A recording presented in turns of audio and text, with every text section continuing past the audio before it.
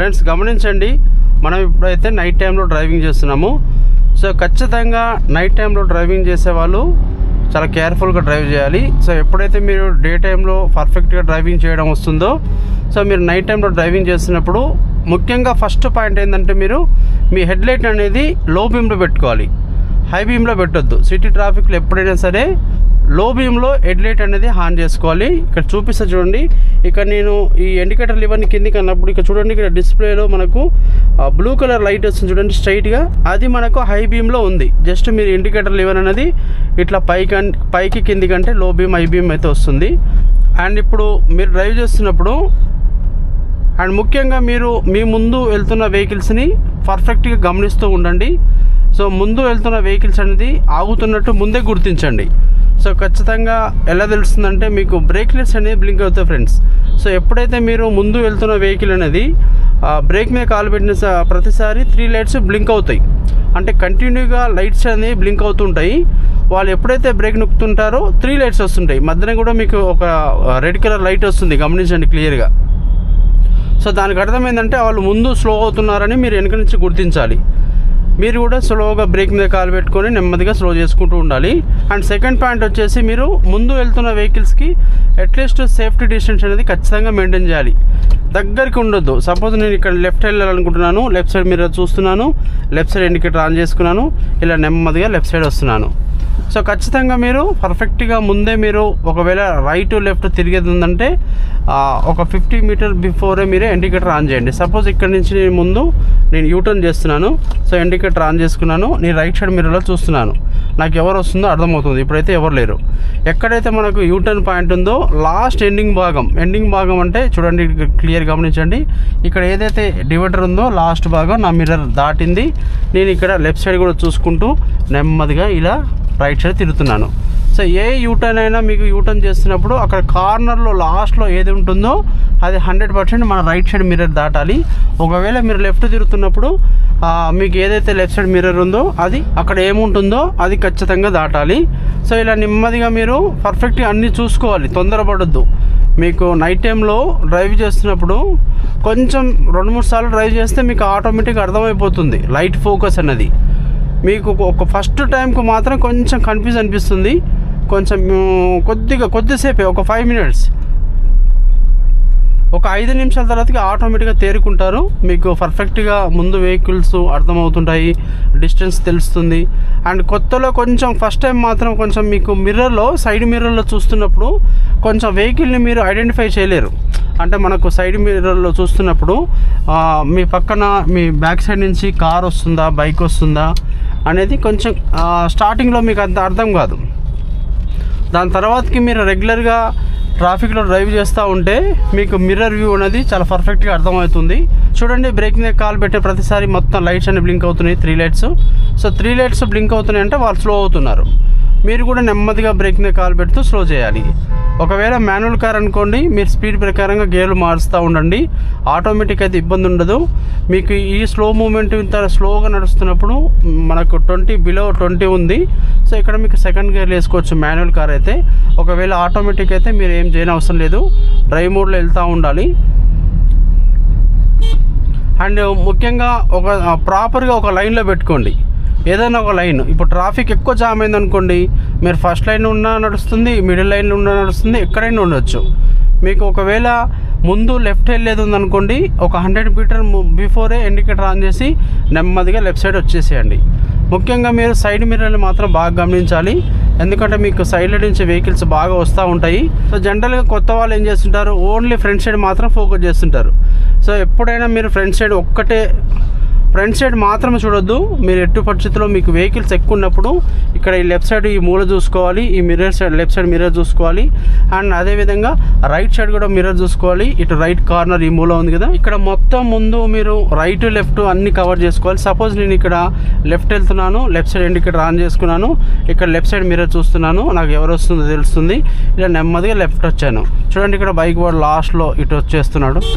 So మనకు ఏంటంటే bike వాళ్ళు కొంచెం కన్ఫ్యూజ్ చేస్తుంటారు, మీకు లాస్ట్ మూమెంట్లో కూడా మీ ముందు నుంచి ఇట్లా వచ్చి తిరుగుతుంటారు. అందుకోసమే మీ దృష్టి మొత్తం కాన్సన్ట్రేషన్ అంతా రోడ్డు మీద పెట్టాలి. మీరు జాగ్రత్తగా చూస్తూ డ్రైవ్ చేస్తే నైట్ టైంలో అయినా డ్రైవ్ చేయొచ్చు, డే టైంలో అయినా డ్రైవ్ చేయొచ్చు, మీకు ఎలాంటి ఇబ్బంది ఉండదు. కాకపోతే మీరు మెయిన్ ఏంటంటే కొంచెం ఒక లైన్లో పెట్టుకోవడం, ముందు వెళ్తున్న వెహికల్స్ని గమనిస్తూ మన ముందుకు వస్తున్నారని చూసుకోవాలి. ఇప్పుడు సపోజ్ నేను ఇట్లా వెళ్తున్నాను, ఈ బైక్లు కూడా చూసుకోవాలి నేను. అంటే బైక్ వాళ్ళు ఇటు మన ముందుకు రైట్కి రావచ్చు, ఒకవేళ కారు వాళ్ళు కానీ ఆటో వాళ్ళు కానీ మన ముందుకు రావచ్చు. ఒకవేళ మీరు డివైడర్ పక్కన నడుపుతున్నప్పుడు ఈ డివైడర్ సందుల నుంచి బైక్ వాళ్ళు దూరుతుంటారు. సో ఎప్పటికప్పుడు మీరు ఖచ్చితంగా ఈ రైట్ సైడ్ మిర్రర్ సైడ్ చూస్తూ ఉండండి. 5 సెకండ్లకు ఒకసారి మిర్రర్ చూడండి, మళ్ళీ స్ట్రైట్ చూసుకోండి. మళ్ళీ ఇక్కడ చూడండి, ఇప్పుడు సపోజ్ ఇక్కడ నుంచి ట్రాఫిక్ వస్తూ ఉంటుంది. సో నా దృష్టి అంతా ఇటు సైడ్ రావాలి, అంటే ఇటు side corner side right side చూసుకోవాలి బాగా. సో ఇక్కడ నుంచి ఎవరు వస్తుందో మీకు అర్థమవుతుంది. అండ్ వచ్చిన తర్వాతకి నెమ్మదిగా మళ్ళీ స్ట్రైట్ చూసుకోవాలి. ఇక్కడ లెఫ్ట్ సైడ్ కూడా చూసుకోవాలి. అంటే ట్రాఫిక్ ఎక్కువ ఉన్నప్పుడు ఆటోమేటిక్ ఇట్లా రైట్ లెఫ్ట్ ఇలా స్ట్రైట్ ఈ 3 కవర్ చేసుకోవాలి. సో ఎప్పుడైతే మీరు ట్రాఫిక్ ఉన్నప్పుడు ఎక్కువ ఈ 3 సైడ్లు కవర్ చేస్తుంటారో ఇక మీకు డ్రైవ్ చేస్తున్న కార్కి ఎలాంటి చిన్న స్క్రాచ్ పడకుండా మంచిగా పర్ఫెక్ట్గా డ్రైవింగ్ చేస్తానికి మంచి అవకాశం ఉంటుంది.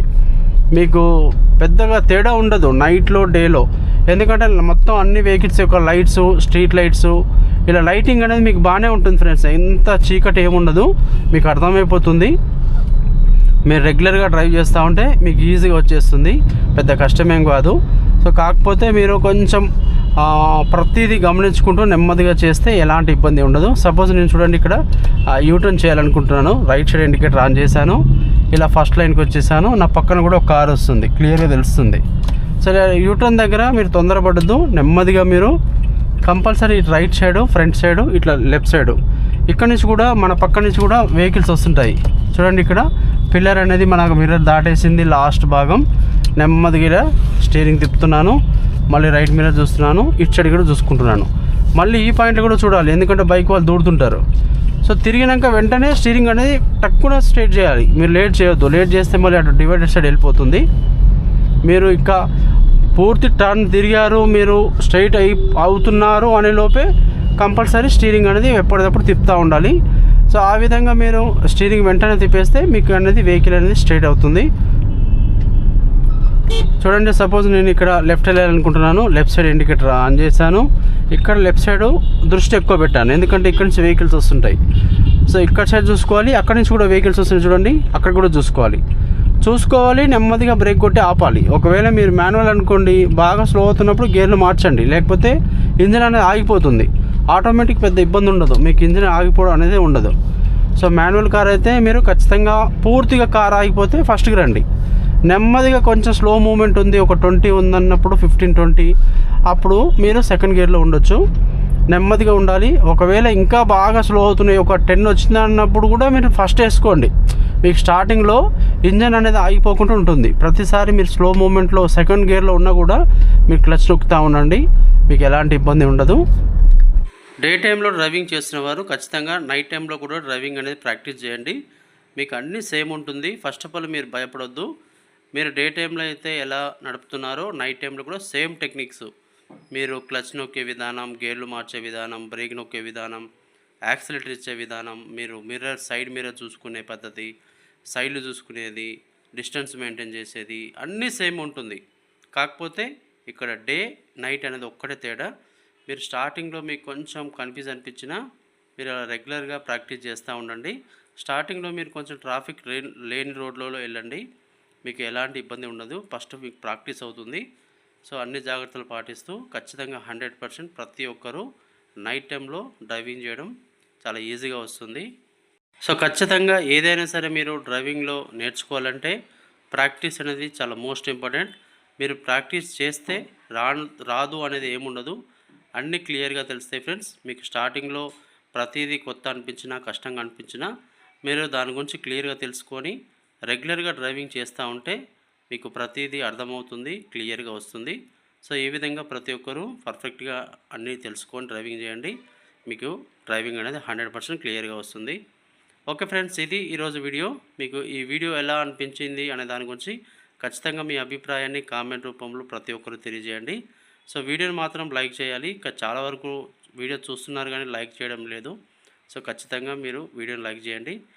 అండ్ అదేవిధంగా మన ఛానల్ని సబ్స్క్రైబ్ చేసుకోండి. Thanks for watching video. Thank you so much.